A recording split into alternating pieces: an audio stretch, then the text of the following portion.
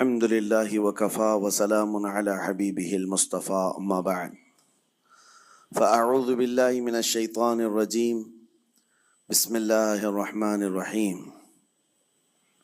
فبما رحمة من الله لنت لهم ولو كنت فظا غليظ القلب لانفضوا من حولك صدق الله مولانا العظيم۔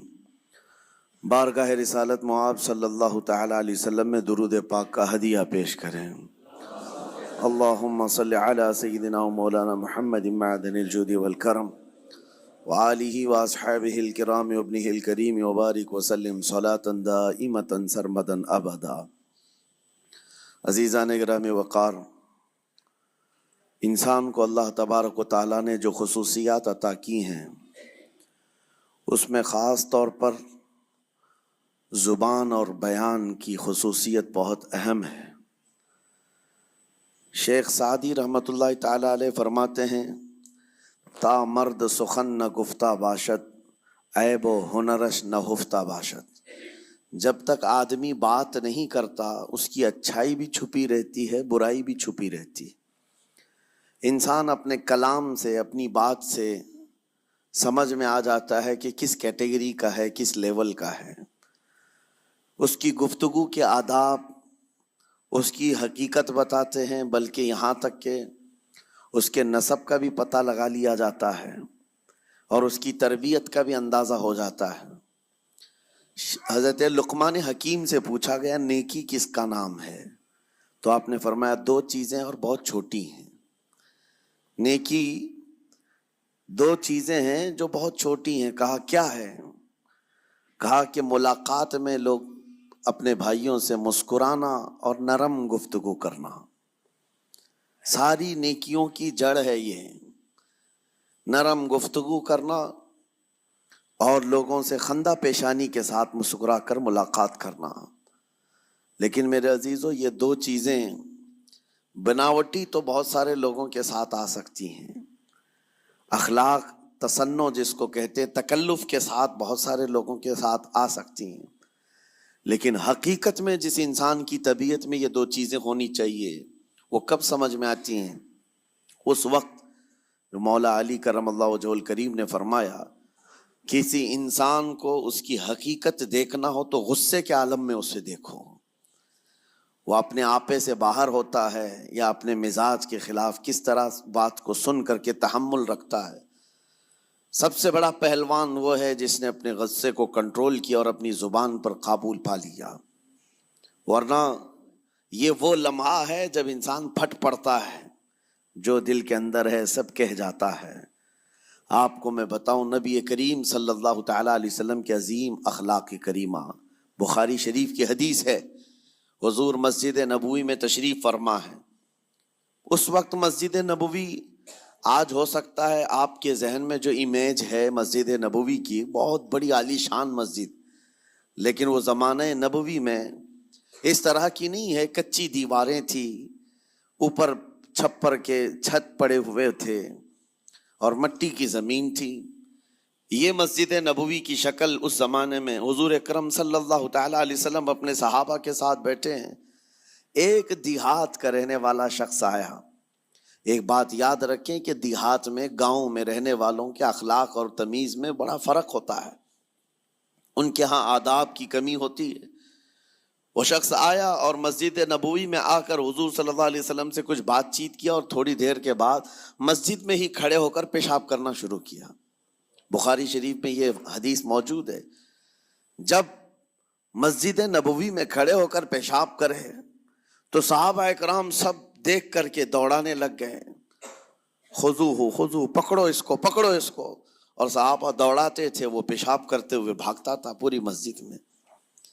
نبی پاک صلی اللہ تعالی علیہ وسلم نے فرمایا دعوہ، چھوڑ دو اس کو، کر لینے دو، پیشاب کر رہا ہے مسجد میں، چھوڑ دو اس کو۔ جب وہ صحابہ اکرام حضور کا حکم سنتے ہیں سب پیچھے ہٹ گئے۔ تھوڑی دیر کے بعد نبی کریم صلی اللہ تعالی علیہ وسلم نے صحابہ سے فرمایا پانی کے ڈول بھر کر کے لائے جائیں۔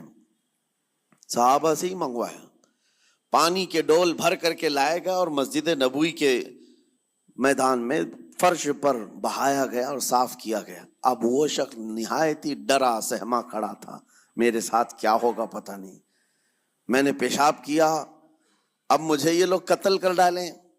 نبی کریم صلی اللہ تعالی علیہ وسلم نے قریب بلایا اور فرمایا, نہایت نرم گفتگو کے ساتھ حضور فرماتے ہیں, یہ اللہ کا گھر ہے, یہاں پیشاب نہیں پیشانیاں رکھی جاتی ہیں.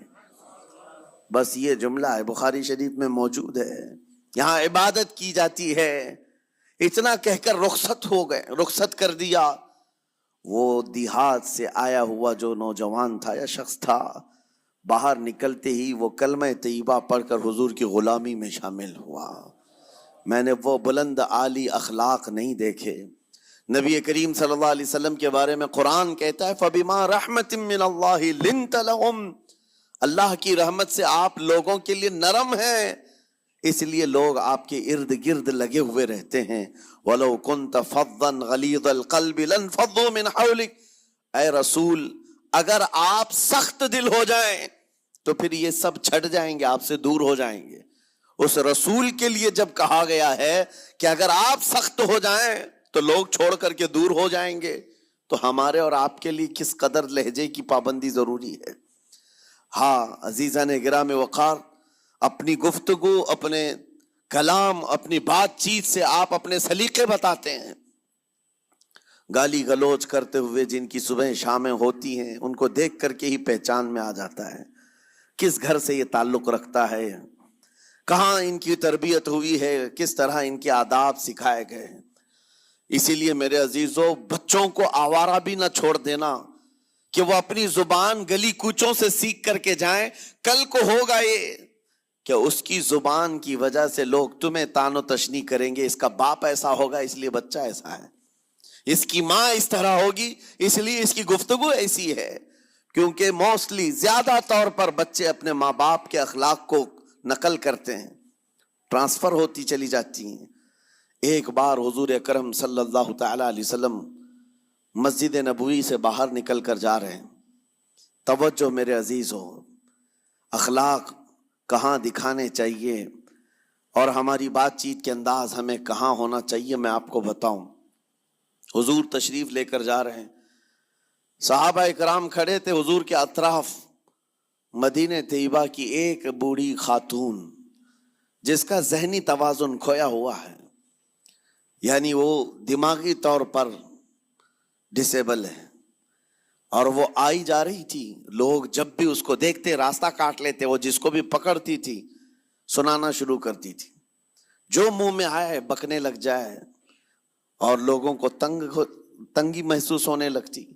صحابہ نے دیکھا کہ یہ عورت آ رہی ہے, حضور کی طرف آ رہی ہے, سب نے حضور صلی اللہ علیہ وسلم کو گھیر لیا, اس کا راستہ روکنے کے لیے. اب آئے گی اور نبی کریم صلی اللہ علیہ وسلم کے پاس اگر زبان درازی کرنے لگ جائے, پاگل عورت ہے, اور بک بک کرنے لگ جائے, حضور پاک صلی اللہ علیہ وسلم کے ادب میں کہیں کمی نہ آ جائے. صحابہ کا یہ ہمیشہ اہتمام رہتا. حضور اکرم صلی اللہ علیہ وسلم نے دیکھا تو صحابہ سے کہا, ہٹ جاؤ, اس کو آنے دو, ہٹ جاؤ, اس کا راستہ چھوڑ دو. صحابہ نے کہا, یا رسول اللہ صلی اللہ علیہ وسلم, اس کا ذہنی توازن ٹھیک نہیں ہے, دماغی طور پر وہ عورت ٹھیک نہیں ہے.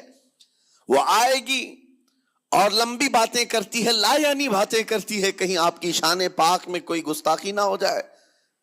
صحابہ روک رہے تھے. حضور پاک صلی اللہ علیہ وسلم نے سختی سے فرمایا, ارشاد فرمایا, ہٹ جاؤ, اس کا راستہ چھوڑ دو. مجھے پتا ہے پورے مدینے میں اس کی کوئی نہیں سنتا, میں بھی نہ سنوں تو کس کو سنائے گی,